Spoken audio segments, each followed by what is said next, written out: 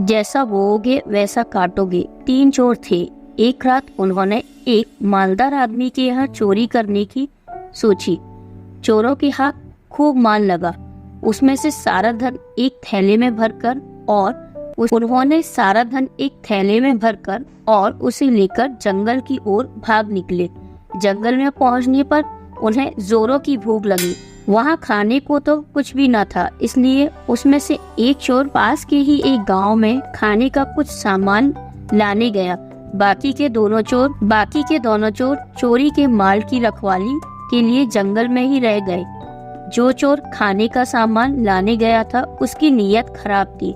पहले उसने होटल में खूब झिककर भोजन किया, फिर उसने अपने साथियों के लिए खाने का सामान खरीदा और उसमें तेज जहर मिला दिया।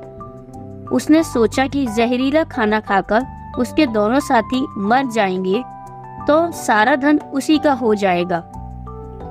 इधर जंगल में दोनों चोरों ने खाने का सामान लाने गए अपने साथी चोर की हत्या कर डालने की योजना बना ली थी। वह उसे अपने रास्ते से हटाकर सारा धन आपस में बांट लेना चाहते थे। तीनों चोरों ने अपनी अपनी योजनाओं के अनुसार कार्य किया। पहला चोर जो ही जहरीला भोजन लेकर जंगल में पहुंचा कि उसके साथी दोनों चोर उस पर टूट पड़े।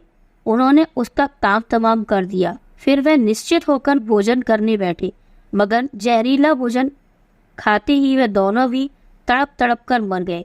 इसी प्रकार इस बुरे लोगों का अंत भी बुरा ही हुआ।